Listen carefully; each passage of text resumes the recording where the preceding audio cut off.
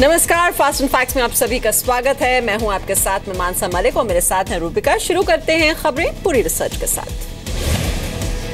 UP में आतंकी साजिश पर चौंकाने वाला खुलासा हुआ है। सूबे में आतंकी भगवा लिबास में हमला कर सकते हैं। खुफिया अलर्ट के मुताबिक नेपाल के रास्ते करीब 25 आतंकी उत्तर प्रदेश में घुसपैठ कर चुके हैं। ये आतंकी 18 साल की उम्र के हैं। आतंकी साधु या तांत्रिक लिबास में हमला कर सकते हैं। खास बात यह है कि आतंकियों को हिंदू रीति रिवाज की ट्रेनिंग दी गई है। आतंकी संगठनों ने 20 से 25 युवाओं को ट्रेंड कर उत्तर प्रदेश में उतारा है। इन युवाओं को हिंदू रीति रिवाज के हिसाब से ट्रेनिंग दी गई है ताकि ये साधु संत के रूप में यहाँ पर रह सके और आतंकी गतिविधियों को अंजाम दे सके। मध्य प्रदेश की खुफिया एजेंसी ने आतंकी हमले के बारे में यूपी को अलर्ट किया है। अलर्ट के मुताबिक आतंकी यूपी के प्रमुख धार्मिक स्थल जैसे अयोध्या, वाराणसी, मथुरा को निशाना बना सकते हैं। इसके अलावा आतंकी ताजमहल, इलाहाबाद हाई कोर्ट, लखनऊ में विधानसभा को निशाना बना सकते हैं। बड़े बाजार और मॉल भी आतंकियों के निशाने पर हैं। आज ही यूपी के नए डीजीपी सुलखान सिंह ने कमान संभाली है। उनके सामने पहली ही चुनौती आतंकी हमला है। सुलखान सिंह ने कहा कि उनकी एजेंसियां सतर्क हैं। हमारे एजेंसी जो हैं वो सक्रिय हैं। हमारी इंटेलिजेंस एजेंसी, हमारी एटीएस और एसटीएफ, उनकी अपनी जानकारियां हैं, उनकी एक नेटवर्किंग है और उसके हिसाब से जो भी इंफॉर्मेशन होगी उस पर हम टाइमली कार्रवाई करेंगे। मध्य प्रदेश की खुफिया एजेंसी के अलर्ट के मुताबिक आतंकी अब हिंदू नाम और रीति रिवाज की आड़ ले रहे हैं। खंडवा की जेल से फरार हुए सिमी के आतंकी भी बिजनौर में हिंदू नाम से रह रहे थे। कानपुर से गिरफ्तार आईएसआईएस आतंकी भी हिंदू नाम से रह रहा था। एमपी की खुफिया एजेंसी की जानकारी के बाद सभी पुलिस कप्तान और डीआईजी और एसएसपी रेलवे को अलर्ट दे दिया गया है। उत्तर प्रदेश के नए पुलिस महानिदेशक सुलखान सिंह ने आज लखनऊ में पदभार संभाल लिया। उन्होंने साफ कर दिया है कि सूबे में किसी तरह के अपराध को बर्दाश्त नहीं किया जाएगा। डीजीपी सुलखान सिंह ने कहा है कि अपराधी कोई भी हो उसे बख्शा नहीं जाएगा, चाहे वो सत्ताधारी दल से हो या फिर किसी अन्य दल से। उन्होंने कहा कि इस मामले में उन्हें सीएम योगी आदित्यनाथ की ओर से सख्त निर्देश दिए गए हैं। माननीय मुख्यमंत्री जी के स्पष्ट आदेश है कि कोई सत्ता पार्टी का हो, किसी का हो, किसी तरह कोई उद्दंडता या गड़बड़ी न करे और पुलिस निष्पक्षता से कार्रवाई करेगी। कोई भी गुंडागर्दी या कोई क्राइम करने वाला कोई भी क्यों न हो। गौ रक्षा के नाम पर हो रही गुंडागर्दी पर डीजीपी ने कहा कि किसी को कानून तोड़ने की इजाजत नहीं दी जा सकती। अगर किसी को ऐसी कोई जानकारी मिलती है तो उसे पुलिस के साथ जानकारी साझा करनी चाहिए। गौ रक्षा के नाम पर या पब्लिक प्लेसेस पे छेड़खानी के नाम पर या किसी और इस तरह के किसी आधार पर किसी भी नागरिक को अधिकार नहीं है कि वो खुद कोई हस्तक्षेप करे और अगर कोई इस तरह कार्रवाई करता है, विजिलेंटिज्म करता है खुद जाकर के, तो उसके खिलाफ सख्त कार्रवाई की जाएगी। सूबे के नए डीजीपी ने कहा कि राज्य में सादे कपड़ों में पुलिसकर्मी घूमेंगे और रोमियो की पहचान कर छेड़खानी के मामले रोकने के लिए कड़ी निगरानी की जाएगी। सुलखान सिंह ने कहा कि एंटी रोमियो अभियान के तहत किसी बेकसूर को परेशान नहीं किया जाएगा। लेकिन ये कोई अभियान नहीं है और ये लगातार एज ए रेगुलर पुलिस व्यवस्था चलेगा। ये जितनी इस तरह की स्क्वाड बनाई जाएंगी उन सभी को स्टैंडिंग ऑर्डर दिए जाएंगे। छद्म वेश में छुपे हुए रह करके ये देखेंगे कौन लोग हैं जो उत्पीड़न या परेशानी कर रहे हैं। Sulkhan Singh UP cadre 1980 batch के आईपीएस अफसर हैं। उन्हें काफी सख्त माना जाता है। यूपी के डीजीपी बनने से पहले सुलखान सिंह डीजी ट्रेनिंग के पद पर तैनात थे। सुलखान यूपी के ही बांदा के रहने वाले हैं। उन्होंने आईआईटी रुड़की से सिविल इंजीनियरिंग की है। सुलखान ने लॉ भी किया है। यूपी के नए डीजीपी ने कहा है कि मामलों की 100% एफआईआर दर्ज हो, इसका ध्यान रखा जाएगा। साथ ही विश्वास बढ़ाने के लिए पुलिस अधिकारी लोगों से मिलेंगे। मुसलमानों को लेकर केंद्रीय कानून मंत्री रविशंकर प्रसाद ने बयान दिया और उससे विवाद हो गया।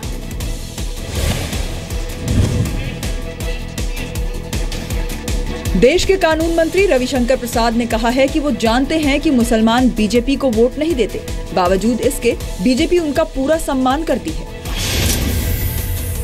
We are ruling 15 states on our own. We have got 13 chief ministers. We are ruling the country. Have we victimize any Muslim gentleman working in industry or in service? Have we dismissed them? We don't get Muslim votes, I acknowledge very clearly. But have we given them proper sanctity or not? Ravishankar प्रसाद के इस बयान का विरोध हो रहा है। ये उन्होंने खुद ही इस दुष्प्रचार का, अपनी ही पार्टी के दुष्प्रचार का खंडन कर दिया कि मुस्लिम वोट देते हैं, थोड़ा भी सही लेकिन उनको देते हैं। इस बार तो महिलाओं के बारे में भी उत्तर प्रदेश में कहा गया कि वोट मुस्लिम महिलाओं ने दिया है। यहाँ इंडिया की डेमोक्रेसी है, कोई सद्दाम हुसैन की तो डेमोक्रेसी नहीं है, या फिर नॉर्थ कोरिया की तरह के एक ही लोगों डालते। डेमोक्रेसी है, हम आपके खिलाफ वोट देंगे और देते रहेंगे, मगर इसका ये मतलब नहीं है कि आप मुझसे मेरे कॉन्स्टिट्यूशनल राइट्स छीन लेंगे। रविशंकर प्रसाद ने ये बात दिल्ली में शुक्रवार को एक कार्यक्रम के दौरान कही। एक इंटरैक्टिव सेशन के दौरान रविशंकर प्रसाद ने कहा कि केंद्र सरकार सम्मान देने में भेदभाव नहीं करती। रविशंकर ने पद्मश्री से नवाजे गए अनवर उल हक का जिक्र किया और कहा कि सरकार ने उनकी जाति और धर्म को नहीं देखा। अनवर पश्चिम बंगाल के एक चाय बागान में मजदूर हैं और वो बीमार लोगों को अपनी बाइक से अस्पताल तक पहुंचाते हैं। रविशंकर प्रसाद ने ये बातें एक मोटर व्हीकल की ओर से आयोजित कार्यक्रम के दौरान कही थी। उन्होंने ये भी कहा कि वो देश की विविधता का सम्मान करते हैं। दिल्ली के मुख्यमंत्री अरविंद केजरीवाल ने कहा है कि बीजेपी को वोट दिया तो डेंगू के जिम्मेदार दिल्ली वाले खुद ही होंगे। एमसीडी के लिए चुनाव प्रचार करते हुए दिल्ली के मुख्यमंत्री अरविंद केजरीवाल ने दिल्ली वालों को चेतावनी दे डाली। तो अगर आपके घर में कल को कोई डेंगू, चिकनगुनिया, मलेरिया से बीमार होता है, फिर ये समझ लेना आप ही जिम्मेदार हो, क्योंकि आपने डेंगू वाली पार्टी को वोट दिया, आपने चिकनगुनिया वाली पार्टी को वोट दिया, आपने मच्छरों वाली पार्टी को वोट दिया, आपने गंदगी वाली पार्टी को वोट दिया। केजरीवाल के इस बयान को बीजेपी ने आड़े हाथों लिया है। केजरीवाल जी की विश्वासार्हता, उनकी क्रेडिबिलिटी और उनकी पॉपुलैरिटी तीनों का ग्राफ डाउन है। वो जो बातें बोल रहे हैं लोग उनको आकलन कर रहे हैं। उन्होंने बोला था कि बीजेपी अगर आई तो पानी और बिजली के दाम बढ़ जाएंगे। लोगों को ये मालूम है कि पानी और बिजली के दाम तय करने का अधिकार दिल्ली सरकार के पास है, निगम वो तय नहीं करती। पर इस प्रकार के बेतुके बयान देकर वो एक हास्यास्पद व्यक्ति बन गए। केजरीवाल साहब जो नहीं बात समझ पा रहे कि भाई आठ की अंडी बार बार नहीं चढ़ती है। आपने अगर अपना दशा और स्टाइल नहीं बदला अगर और इसी तरीके से रखा तो जनता आपको यहाँ पे भी साफ कर देगी। जी दिल्ली में एमसीडी चुनाव के लिए 23 अप्रैल को वोट डाले जाएंगे। दिल्ली नगर निगम पर बीजेपी लगातार 10 साल से काबिज है। राजधानी में साफ सफाई का काम दिल्ली नगर निगम के अंदर आता है। अरविंद केजरीवाल ने एमसीडी चुनाव प्रचार के आखिरी दिन डेंगू का डर दिखाकर आम आदमी पार्टी के लिए समर्थन जुटाने की कोशिश की। अरविंद केजरीवाल पहले भी इस तरह से बयान देते आए हैं और उन पर मानहानि के कई मुकदमे भी चल रहे हैं। तो दिल्ली में एमसीडी चुनाव से पहले कांग्रेस को एक और तगड़ा झटका लगा है। दिल्ली महिला कांग्रेस की पूर्व अध्यक्ष बरखा शुक्ला आज बीजेपी में शामिल हो गई। एक दिन पहले ही कांग्रेस से निकाली गई बरखा शुक्ला ने आज बीजेपी का दामन थाम लिया। केंद्रीय मंत्री विजय गोयल और दिल्ली बीजेपी प्रभारी श्याम जाजू ने उन्हें बीजेपी की सदस्यता ग्रहण करवाई। बरखा सिंह ने कांग्रेस पर ट्रिपल तलाक का मुद्दा दबाने का आरोप लगाया। वो प्रधानमंत्री जी को एक चिट्ठी लिखी कि आप ट्रिपल तलाक पे जो है इंटरवीन करिए और इसको जो है आपके इंटरवीन होने के बाद भी, लेकिन हमारी कांग्रेस पार्टी ने उस पर विरोध जताया। उन्होंने हमें कहा कि ये हमारा मुद्दा नहीं है, आप इसको फौरन बंद कर दीजिए। सूत्रों के मुताबिक बीजेपी में शामिल होने से पहले शुक्रवार को बरखा ने अमित शाह से मुलाकात की थी। दिल्ली महिला कांग्रेस की अध्यक्ष रही बरखा सिंह ने गुरुवार को अपने पद से इस्तीफा दे दिया था। बरखा सिंह ने राहुल गांधी और अजय माकन पर हमला बोला था। इसके बाद कांग्रेस ने उन्हें 6 साल के लिए पार्टी से निकाल दिया था। बरखा सिंह से पहले दिल्ली प्रदेश कांग्रेस के पूर्व अध्यक्ष अरविंदर लवली भी बीजेपी में शामिल हो चुके हैं। बरखा ने कहा कि कांग्रेस पार्टी में कोई भी बोलने की हिम्मत नहीं दिखा पा रहा है। एमपी के छिंदवाड़ा में राशन की दुकान में लगी आग से मरने वालों की संख्या 13 पहुंच गई है। हादसे को लेकर कई सवाल उठ रहे हैं। छिंदवाड़ा में सरकारी राशन की दुकान में लगी आग के मामले में नया खुलासा हुआ है। दुकान में कई तरह की खामी पाई गई है। दुकान में 2 दरवाजों की बजाय एक ही दरवाजे का इस्तेमाल हो रहा था। इसलिए आग लगने के बाद लोगों को मौके से भागने की जगह नहीं मिल पाई। दूसरे दरवाजे पर कमरे के अंदर की तरफ से अनाज की बोरियां रखी गई थीं। साथ ही दुकानदार नियमों की अनदेखी कर बंद कमरे के अंदर केरोसिन बांट रहा था। कल यहाँ पर बाकायदा इस जगह पर केरोसिन का एक टैंक रखा हुआ था, जहां से केरोसिन वितरण का काम चल रहा था और यहाँ पर लोगों की कतार रही होगी। तकरीबन 12 से 14 लोग अंदर थे और यहाँ पर केरोसिन वितरण का काम चल रहा था। अभी तो खूब आदमी जुड़ गए जब मैं ना आई होते। मैंने कुछ नहीं। जब आप आई तो आपने क्या देखा, क्या हो रहा था? क्या हो रहा था? आग भी लगी थी, दरवाजे बंद थे। फिर दरवाजे तोड़ने की कोशिश हो रही थी। दरवाजे तोड़ने की कोशिश कर रहे थे आदमी। अधिकारियों का कहना है कि आग कैसे लगी ये स्पष्ट नहीं है। जबलपुर के कमिश्नर को पूरे मामले की जांच की जिम्मेदारी सौंपी गई है।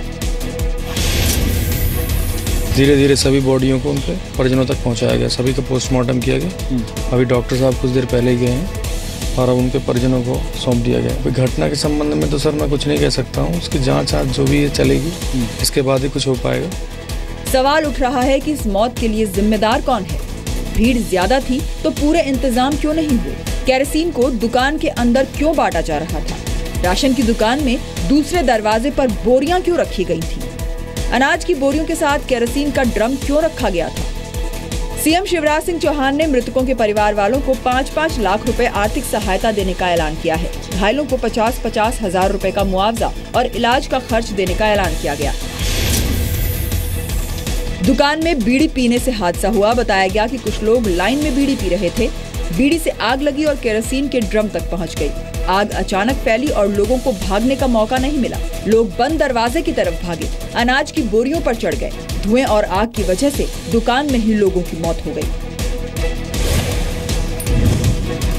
छिंदवाड़ा हादसे में घायल 3 लोगों को अस्पताल में इलाज के बाद छुट्टी दे दी गई। जम्मू में गौरक्षा के नाम पर खुलेआम गुंडागर्दी की तस्वीरें सामने आई है। कथित गौरक्षकों पर मारपीट करने का आरोप लगा है। जम्मू में गौरक्षा के नाम पर खुलेआम गुंडागर्दी हुई। वीडियो गुरुवार रात का है। टिन की चादर से बनी पुलिस चौकी पर कुछ लोगों ने धावा बोल दिया और तोड़फोड़ की। चौकी के अंदर खड़ी महिलाएं हाथ जोड़कर रहम की अपील करती रही, लेकिन किसी को रहम नहीं आया। भीड़ से जय श्री राम के नारे की आवाजें भी सुनाई दी। उग्र भीड़ ने पुलिस से धक्का मुक्की भी की, जिसमें एक महिला और एक पुरुष को चोटें आई हैं। इसकी इंक्वायरी करेंगे कौन लोग जिम्मेदार हैं और जो भी जिम्मेदार होंगे, जो भी गलत कर रहे होंगे, उनके खिलाफ माकूल एक्शन लिया जाएगा। किसी एलिमेंट ने ऐसा किया होगा तो जहां तो काफी किसी हद तक भी ऐसे अनासर को कभी बर्दाश्त नहीं किया जाएगा। कुछ लोग जा रहे थे अपने माल मवेशी लेके, तो उसके ऊपर कुछ शरारती तत्वों ने उनके साथ में धक्का मुक्की की, बहस की। तो उसमें एक औरत और एक बुजुर्ग को थोड़ी सी चोट आई है, जिसको हमने इमीडिएटली एम्बुलेंस से हॉस्पिटल में भेज दिया था और उनको अभी डिस्चार्ज भी कर दिया गया। कोई सीरियस इंजरी नहीं है। जम्मू में रियासी के 0 माइल पर पुलिस ने कुछ लोगों को रोक लिया। गाय तस्करी के आरोप का दूसरे गुट ने विरोध किया। आरोप है कि पशुओं को ले जा रहे गुट ने देश विरोधी नारेबाजी की। पुलिस ने वारदात के पीछे कुछ शरारती तत्वों का हाथ बताया है। तो कथित रूप से गौरक्षा के नाम पर चल रही गुंडागर्दी पर खुद पीएम ने भी बयान दिया है। पीएम मोदी कह चुके हैं कि ऐसे लोगों को बख्शा नहीं जाएगा।